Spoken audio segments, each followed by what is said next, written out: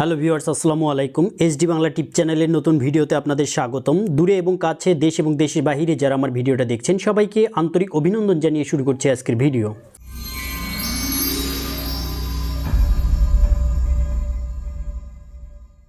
Viewers, আজকে ভাতার related একটা ভিডিও নিয়ে হাজির হলাম, যেখানে নতুন ভাতায় কিভাবে আবেদন করতে হয় এবং কারা কারা এই আবেদনে করতে পারবেন এই বিষয় নিয়ে আলোচনা করব এবং ভিডিও শেষে আপনাদেরকে জানাবো যে যারা যারা এখনও ভাতা বাদ রয়েছেন তারা কখন ভাতা পাবেন এবং তাদের পরবর্তী ধাপটা কি, সেই রিলেটেড আপনাদেরকে আমি ভিডিও শেষে একটু ধারণা দেওয়ার চেষ্টা করব।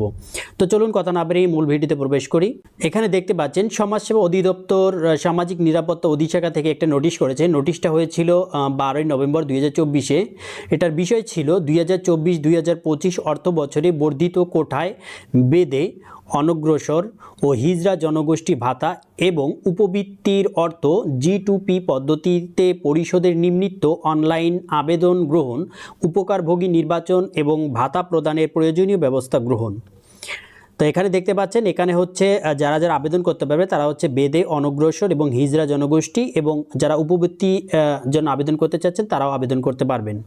উপযুক্ত বিষয় এবং সূত্রের পরিপ্রেক্ষিতে জানানো যাচ্ছে যে উপর উল্লিখিত সূত্রস্থ স্মারক মূল্যে সমাজসেবা অধিদপ্তর প্রধান কার্যালয় ঢাকা কর্তৃক পরিচালিত সামাজিক নিরাপত্তা কর্মসূচির আওতায় 2024-2025 অর্থ বছরের বেদে জনগোষ্ঠী জীবনমান উন্নয়ন কর্মসূচি, অনগ্রসর জনগোষ্ঠীর জীবনমান উন্নয়ন কর্মসূচি এবং হিজড়া জনগোষ্ঠীর জীবনমান উন্নয়ন কর্মসূচির বিশেষ ভাতা এবং শিক্ষা উপবৃত্তির অর্থ G2P পদ্ধতিতে পরিশোধ নিম্নিত চালান অনলাইন অ্যাপ্লিকেশনের লিঙ্ক mis.bhata.gov.bd/online অ্যাপ্লিকেশন এর মাধ্যমে আবেদন, উপকারভোগী নির্বাচন ও ভাতা প্রদানের প্রয়োজনীয় ব্যবস্থা গ্রহণ করার জন্য পত্র প্রেরণ করা হয়। উল্লেখিত কার্যাদি সম্পন্ন করতে প্রযুক্তিগত সমস্যা পরিলক্ষিত হওয়ায় সমাজসেবা অধিদপ্তর কর্তৃক CTM প্রকল্পের সহযোগিতায় নতুন MIS এর আবেদন ফর্ম আপডেট, নতুন অনলাইন অ্যাপ্লিকেশন লিঙ্ক, এখানে নতুন যে অ্যাপ্লিকেশন লিঙ্কটা রয়েছে https://dshata.bhata.gov.bd/online অ্যাপ্লিকেশন প্রস্তুত করা হয়েছে।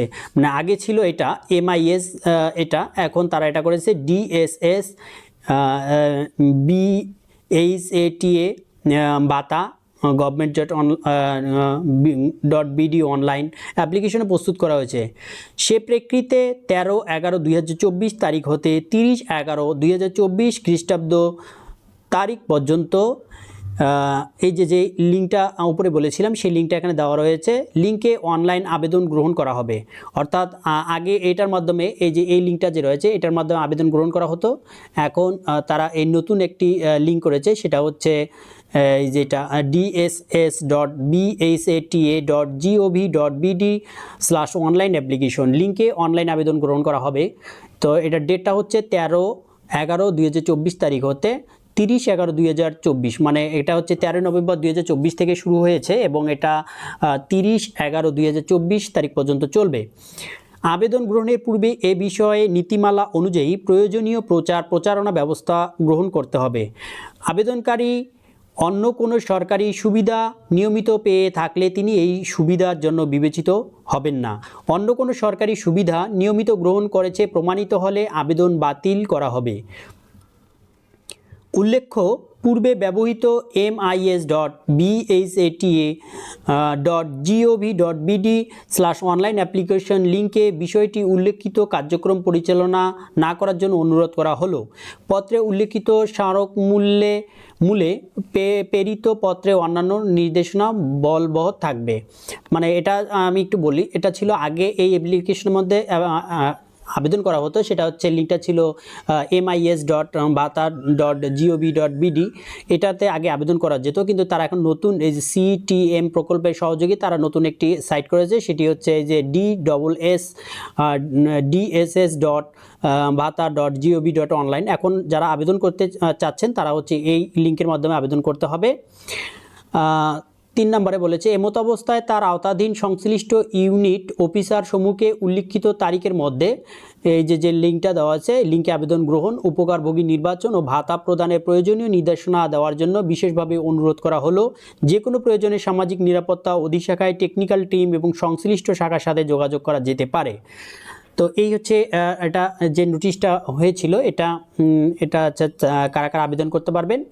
তো এটা আবারও বলি, এটা হচ্ছে বেদে, অনগ্রসর এবং হিজড়া জনগোষ্ঠীর ভাতা এবং যে উপবৃত্তির অর্থ যেটা রয়েছে সেটা পরিশোধ করার জন্য এটা তারা এখানে যে নোটিশটা করেছে। ভিউয়ার্স, এখন আপনাদেরকে জানাবো যারা যারা এখনও ভাতার টাকা পাননি, সেটা হতে পারে বয়স্ক ভাতা, বিধবা ভাতা, প্রতিবন্ধী ভাতা, শিক্ষা উপবৃত্তি ভাতা। যদি এসব ভাতা যদি এখনও কারো মিস থেকে থাকে, মানে এখনও আপনারা পাননি, তাহলে আমি এর আগেও ভিডিওতে আপনাদের বলেছিলাম সেটা হয়তো আপনাদের কোনো অ্যাকাউন্টে ত্রুটির কারণে সেটা হয়তো আপনাদের অ্যাকাউন্টে টাকাটি আসে নাই, বা এটা বাউন্স ব্যাক হয়ে এটা আবার চলে গেছে। তো এই জন্য আপনারা কি করবেন, আপনারা এই যে সপ্তাহটা আছে, সামনের সপ্তাহটা, এই সপ্তাহটা আপনারা অপেক্ষা করবেন। এই সপ্তাহটা অপেক্ষা করার পর যদি এর মধ্যে আপনারা না ঢোকে, তাহলে আপনারা অবশ্যই আপনারা উপজেলা আপনাদের যে কার্যালয় রয়েছে, যদি গর্ভবতী ভাতা হয়ে থাকে সেটা হচ্ছে মহিলা বিষয়ক কার্যালয়, সেখানে যোগাযোগ রাখবেন। সমাজসেবা কার্যালয়, উপজেলা সমাজসেবা কার্যালয়ে আপনারা খোঁজ নেবেন, নিয়ে তারপর সেখানে আপনারা জানাবেন আপনাদের টাকা আসে নাই, তাহলে তারা সেখান থেকে একটা ব্যবস্থা নেবে। তো ভিউয়ার্স, ভিডিওটা হচ্ছে এইটা, আর বেশি বড় করলাম না।